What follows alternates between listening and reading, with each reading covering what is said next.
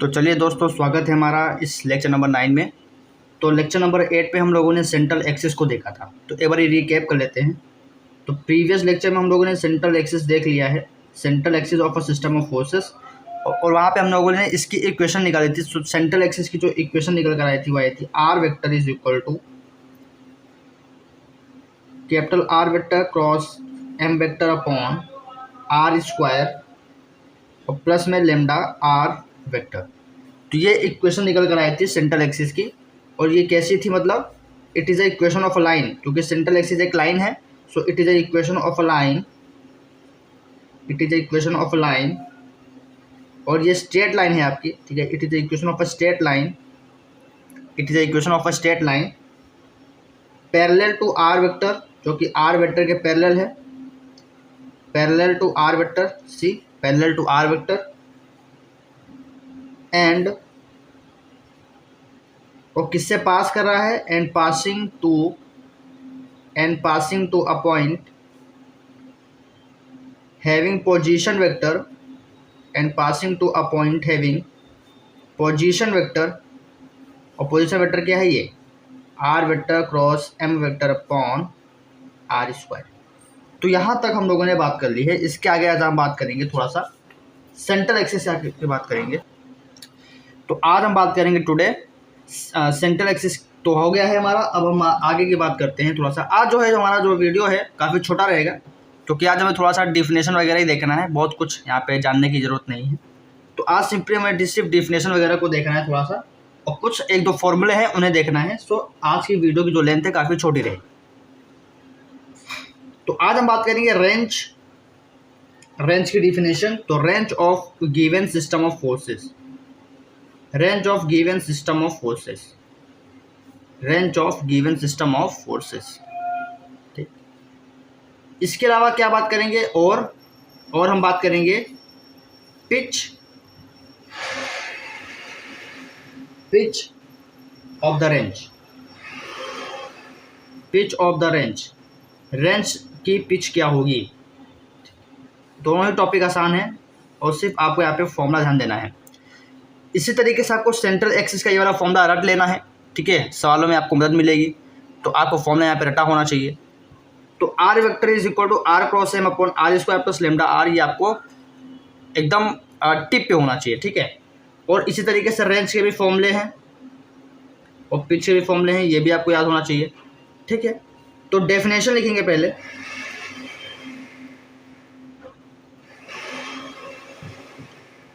मान लीजिए हमारे पास सिस्टम ऑफ फोर्सेस हैं, या सिस्टम है हमारे पास, और सिस्टम है R vector M vector dash, ठीक है। सिस्टम हमारे पास है R vector M vector dash, और अगर एम वेक्टर डैश है तो 8 पॉइंट ओ डैश की बात हो रही है। ये सिस्टम क्या है, ये सिस्टम कंसिस्ट कर रहा है, consisting of force R vector. यहाँ पे फोर्स क्या है, आर वेक्टर है, resultant of all the forces, and moment of couple भी है इस सिस्टम में, and a moment of couple, and a moment of couple, और ये आपका टोटल मोमेंट ऑफ कपल है, and moment of a couple M vector dash, moment of couple आपके पास एम वेक्टर डैश है। और ये किसके पैरेलल होता है, ये आर वेक्टर के पैरेलल होता है, तो which is parallel to R vector. ये बात हम लोगों ने कर लिया है पिछले लेक्चर में, which is parallel to R vector, which is parallel to R vector.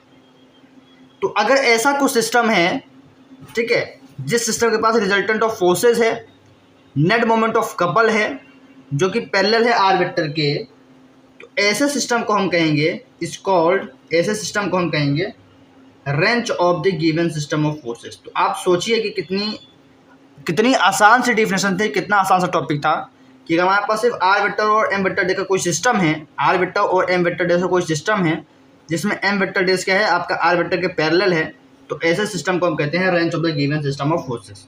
Simple definition है रेंज की, यानी आपको R vector M vector dash का एक सिस्टम लेना है। Range of the given system of forces is called range of the given system of forces. तो यहाँ पे रेंज किस सिस्टम ऑफ फोर्सेस का है, R vector comma M vector dash का, ठीक है। तो ये हो गई रेंज की डिफिनेशन, ओके। आल्सो अगर हम ऊपर की बातों को ध्यान दें तो आल्सो ऊपर क्या लिखा है कि सिंस जो आपका एम वेक्टर डैश है वो किसके पैरेलल है, आर वेक्टर के पैरेलल है, is parallel to R vector, M vector dash आपका आर वेक्टर के पैरेलल है। तो अगर कोई दो वेक्टर आपके पैरेलल होते हैं तो हम उसको किस तरीके से लिख सकते हैं, हम उसको इस तरीके से लिख सकते हैं, देयरफॉर वी कैन राइट, आपने ज्योमेट्री वगैरह में पढ़ रखा होगा 3 डायमेंशनल ज्योमेट्री में, कि अगर दो वेक्टर आपके पैरेलल हैं, दो वेक्टर अगर आपके पैरेलल हैं तो आप उसको कुछ इस तरीके से लिख सकते हैं कि M vector dash is equal to some constant then there R vector, some constant then into R vector, कुछ इस तरीके से लिख सकते हैं, क्योंकि दोनों ही वेक्टर पैरेलल हैं तो दोनों ही सेम यहाँ पे रिप्रेजेंट किए जाएंगे। बस यहाँ पे कांस्टेंट पी आता है। जैसे आप एक प्लेन की इक्वेशन लिखते हैं, ठीक, और अगर एक और कोई प्लेन है, जैसे मान लीजिए प्लेन की इक्वेशन क्या हो सकती है, आप कुछ भी मान लीजिए, प्लेन की इक्वेशन मान लीजिए P is equal to L X plus M Y plus N Z, ठीक, ये मान लीजिए ये एक प्लेन की इक्वेशन है। अगर आपको दूसरी प्लेन की इक्वेशन लिखनी है जो इसके पैरेलल है तो प्लस लेमडा बस आपको यहाँ पे देखना पड़ता है, तो आप एक कांस्टेंट से मल्टीप्लाई कर देते हैं, ठीक है। तो यहाँ पे भी कुछ ऐसा ही है, यहाँ पे हमने एक p से मल्टीप्लाई किया है। तो अगर कोई आपका m वेक्टर डैश चूँकि यहाँ पे पैरेलल है r वेक्टर के, तो उसको हम इस तरीके से ले सकते हैं, ये आपका ध्यान देना है। अब यहाँ पे एक p एक्स्ट्रा आया है, तो where constant p is called, इसी p को बोलते हैं पिच, तो एक फॉर्मूला आपको ये मिल गया कि m vector dash is equal to p into R vector है, जहाँ पे p आपके पास पिच ऑफ द रेंज है, रेंज क्यों बोल रहे हैं, क्योंकि सिस्टम ऑफ फोर्सेस हमारे पास दिया हुआ है, तो रेंज बोल रहे हैं, तो इस p को बोलेंगे पिच ऑफ द रेंज, ठीक। तो ये वाला फॉर्मूला आपको यहाँ पे याद रखना है, ये इंपॉर्टेंट है, तो यहाँ पे मैं लिख दे रहा हूँ इंपॉर्टेंट। इसके अलावा सेंट्रल एक्सिस का वाला फॉर्मूला आपको यहाँ पे याद रखना है, ये भी एक इंपॉर्टेंट है, इसको भी मैं लिख दे रहा हूँ इंपॉर्टेंट, ठीक है। अब एक और फॉर्मूला हम निकालना चाह रहे हैं, जैसे मान लीजिए पिछले कुछ लेक्चर से, जैसे लेक्चर नंबर 6 से ही अगर आप नोटिस करें तो मैंने आपको बताया था कि R vector into M vector dash बराबर हो जाएगा R vector into M vector, दोनों ही बराबर होते हैं। अगर आपको उसको जानना है तो आप पिछले वीडियो में जाइए, R vector into M vector dash is equal to R into M बराबर होगा, ठीक है। दिस विल इम्प्लाइज इट, क्यों बराबर होता है इस बात की भी ध्यान लीजिए। जैसे अगर R vector into M vector क्या होता है, 0 होता है। ये एक थ्योरम है, दिस इज योर थ्योरम, कि अगर हम किसी भी सिस्टम ऑफ फोर्सेस को R vector comma M vector में रिड्यूस कर रहे हैं, ध्यान से सुनिए मेरी बात को, अगर हम किसी भी सिस्टम ऑफ फोर्सेस को R vector comma M vector में किसी एक पॉइंट ओ पर रिड्यूस कर रहे हैं to a single resultant R vector, ठीक है, जिसको हम मतलब सारे फोर्सेस को हमने बोल दिया सिंगल रिजल्टेंट आर वेक्टर, तो वो तभी हो पाएगा, समझ रहे हैं, इफ एंड ओनली इफ की कंडीशन है, तभी हो पाएगा जब R into R vector dot M vector 0 होता है। अच्छा, R vector dot M vector हो तो R vector dot M vector dash भी हो सकता है, क्योंकि आर वेक्टर तो वही रहेगा, R vector dot M vector dash भी 0 हो जाएगा, तो दोनों ही बराबर हो सकते हैं। तो ऐसा ही यहाँ पे कुछ लिखा है, तो R vector dot M vector dash is equal to R vector into M vector, ठीक है। आर वेक्टर तो R vector as it is रहेगा, इसमें कुछ कर सकते नहीं है। एम वेक्टर डैश का फॉर्मूला यहाँ पे आ गया है, P into R vector then R vector then जो है एम वेक्टर, ठीक है। तो यहाँ से p की वैल्यू क्या आ जाएगी, ये r इंटू आर स्क्वायर हो जाएगा, तो p की वैल्यू आएगी R vector dot M vector, दोनों का डॉट प्रोडक्ट लेना है, और नीचे आपके पास आर स्क्वायर है,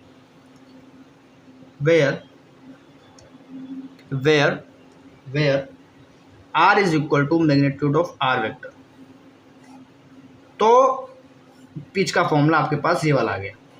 तो अगर आपको पिच निकालना है तो आपको ये पता होना चाहिए, क्योंकि कहाँ पे आप एम वेक्टर डैश निकाले जाएंगे। अब आपके पास सिंपली अगर मोमेंट ऑफ कपल दिया होगा तो मोमेंट ऑफ कपल आप वैल्यू पुट करेंगे, उस वेक्टर की रिजल्टेंट वेक्टर की वैल्यू पुट करेंगे, तो आर शॉर्ट तो आप निकाल लेंगे, मैग्नीट्यूड ही निकालना है।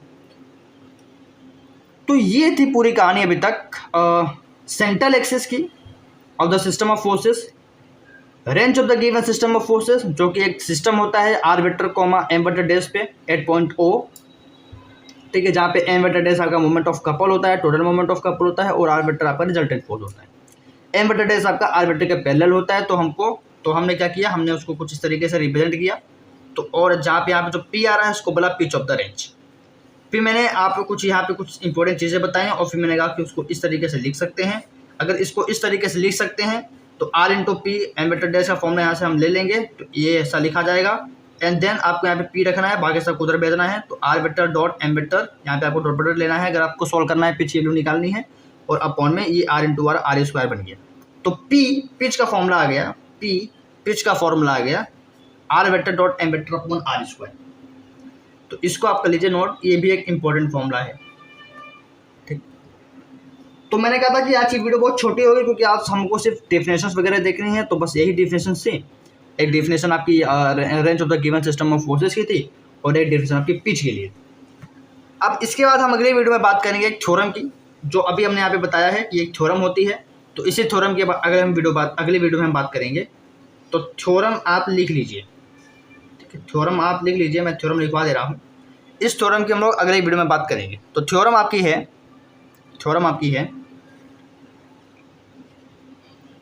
है a system of forces, theorem आपकी है a system of forces R vector comma M vector. एक सिस्टम ऑफ फोर्सेस हमने लिया, उसको यहाँ पे रिड्यूस कर दिया एट ओ, ठीक है, एट ओ क्या कर दिया, रिड्यूस कर दिया, reduced to a system of forces को हमने, जिसका नेट मोमेंट ऑफ कपल ये है और R vector resultant of forces है एट पॉइंट ओ, उसको हमने एक सिंगल फोर्स आर वेक्टर में रिड्यूस कर दिया है, reduce to a single resultant R vector.